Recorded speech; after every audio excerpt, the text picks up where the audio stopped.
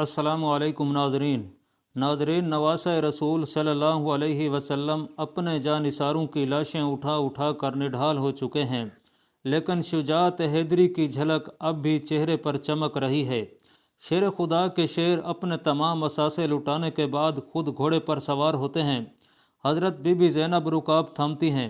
یزیدی لشکر جب تلوار حیدری کو میدان میں دیکھتے ہیں تو ایک دفعہ ہلچل مچ جاتی ہے۔ ہر کوئی امام کے سامنے آنے سے ڈر رہا ہے، کیونکہ جانتے تو سب ہی تھے کہ اب میدان میں کون اترا ہے۔ سبھی نے پیغمبر خدا حضرت محمد صلی اللہ علیہ وسلم کا فرمان سن رکھا تھا کہ حسین مجھ سے ہے اور میں حسین سے ہوں، لیکن بدبختوں کی آنکھوں پر لالچ اور طمع نے پردہ ڈال رکھا تھا۔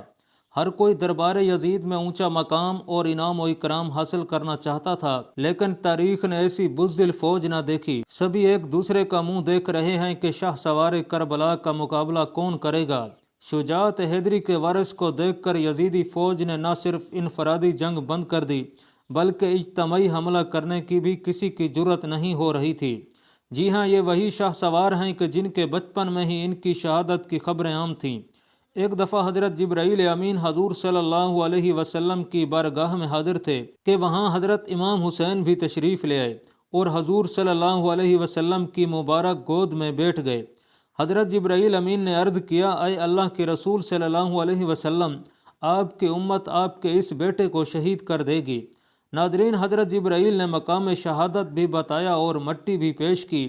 اب حال یہ ہے کہ نواسہ رسول حضرت امام حسین میدان کی طرف بڑھ رہے ہیں اور بزدل فوج دور سے تیر چلا رہی ہے کہ کہیں اگر یہ ہمارے قریب پہنچ گئے تو ہم بچ نہیں پائیں گے۔ امام علی مقام کو تیر لگ چکے ہیں۔ شمشیر حیدری پر پورا لشکر یکبارگی سے حملہ آور ہوتا ہے۔ خوف کے مارے فوجیوں کی گردنیں کٹ رہی ہیں۔ سینکڑوں یزیدی فوجی جہنم واصل ہو چکے ہیں کہ اچانک امام علی مقام کو اذان کی آواز آئی اور آپ نے اپنی تلوار روک دی اور نماز پڑھنے کی مہلت مانگی۔ یہی وہ وقت تھا کہ جب شمر کے جوش دلانے پر مالک کندی نے پیچھے سے ایک ایسا وار کیا کہ تلوار کلہ مبارک کو کاٹتی ہوئی کاسہ سر تک پہنچ گئی۔ خون کا فوارہ نکل پڑا۔ جیسے جیسے وقت گزرتا گیا، امام کے جسموں پر تلواروں، نیزوں اور تیروں کے زخم بڑھتے جا رہے تھے، لیکن پھر بھی کسی کی ہمت نہ تھی کہ شجاعت کے اس کوہ گراں کو شہید کر سکے۔ شمر ملعون کے کہنے پر سب نے تیروں کی برسات شروع کر دی۔ خولی بن یزید نواسہ رسول کا سر کاٹنے کے لیے آگے بڑھا، لیکن ہاتھ کانپ گئے۔ پھر بدبخت اور ذلیل سنان بن انس آگے بڑھا اور انعام و اکرام کی لالچ میں امام علی مقام کا سر اقدس تن سے جدا کیا۔ ملعون ابن زیاد کے حکم پر تمام سر نیزوں پر چڑھا دیے گئے۔ ناظرین، شہادت حسین انسانی تاریخ کا ایک غیر معمولی واقعہ ہے کہ پیغمبر کے پیروکاروں نے ہی اپنے نبی صلی اللہ علیہ وسلم کے نواسے کو بے دردی سے شہید کر کے ان کا سر اقدس نیزے پر سجایا۔ یہی نہیں، خاندان رسول صلی اللہ علیہ وسلم کے شہزادوں اور اصحاب حسین کو بھی اپنے انتقام کا نشانہ بنا کر انہیں بھی موت کے گھاٹ اتار دیا گیا۔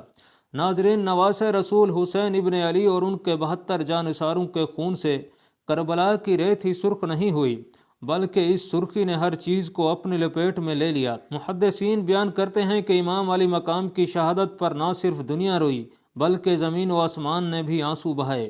محدثین بیان کرتے ہیں کہ نواسہ رسول کی شہادت کے وقت بیت المقدس میں جو پتھر اٹھایا گیا اس کے نیچے سے خون نکلا۔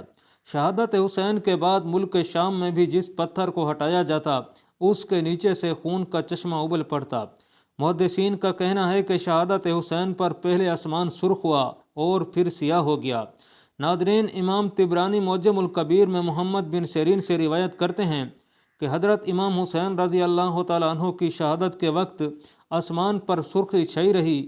اس کے علاوہ امام بہقی نے اپنی کتاب دلائل النبوہ میں یہ روایت نقل کی ہے کہ حضرت علی بن مصر نے اپنی دادی سے روایت کی، انہوں نے کہا کہ امام حسین کے زمانے میں کم عمر دوشیزہ تھی۔ اس وقت آسمان کئی دنوں تک جمع ہوئے خون کی مانند سرخ ہو گیا تھا۔ حضرت امام حسین رضی اللہ تعالیٰ عنہ کی شہادت کے بعد سید زادیوں کو قیدی بنا لیا جاتا ہے۔ اب اسیران کربلا کا قافلہ شہیدوں کے سروں کے ساتھ کوفہ کی جانب رواں ہو جاتا ہے۔ ادھر کربلا کی تپتی ریت پر سید زادوں کے جسم بے سروں کے بے گور و کفن بکھرے پڑے ہیں۔ اللہ اکبر! تاریخ گواہ ہے کہ شہادت کے 3 دن بعد 13 محرم کو قبیلہ بنی اسد کی خواتین دریائے فرات پر پانی لینے آئیں تو انہوں نے بغیر سروں کے جسموں کو بکھرے دیکھا تو ان کی چیخیں نکل گئیں۔ واپس گھروں کو لوٹیں اور اپنے مردوں کو بتایا کہ خاندان نبوت کی لاشیں بکھری پڑی ہیں، ہمیں ان کو دفنانا چاہیے۔ چنانچہ کچھ مردوں کے ساتھ میدان کربلا میں پہنچیں اور قبریں کھودنا شروع کر دیں۔ سبھی جنازہ پڑھنے کے لیے تیار تھے کہ اتنے میں ایک گھڑ سوار شخص آیا اور حضرت امام حسین کے جسم کے ساتھ لپٹ کر رو دیا۔ اس شخص کا رعب و دبدبہ اتنا تھا کہ ان کے لیے مصلی خالی کر دیا گیا۔ انہوں نے نماز جنازہ پڑھی اور پھر ایک ایک جسم کو نام سے پکارتے اور دفن کرتے رہے۔ سب سے آخر میں حضرت عباس علمدار کو دفنایا گیا۔ جب وہ گھوڑا سوار جانے لگا تو قبیلہ بنی اسد نے پوچھا کہ آپ کون ہیں؟ جواب ملا کہ میں علی بن حسین ہوں۔ یہ کہہ کر چل دیے اور نظروں سے اوجھل ہو گئے۔ اللہ رب العزت سے دعا ہے کہ ہم نبی آخر الزمان حضرت محمد صلی اللہ علیہ وسلم پر، ان کی پاک آل پر اور ان کے پیارے اصحاب پر اپنی جان نثار کرنے والے بن جائیں۔ اللہ پاک کمی بیشی معاف فرمائے اور ہمیں اپنے حبیب صلی اللہ علیہ وسلم کے طریقے مبارک پر زندگی گزارنے کی توفیق نصیب فرمائے، آمین۔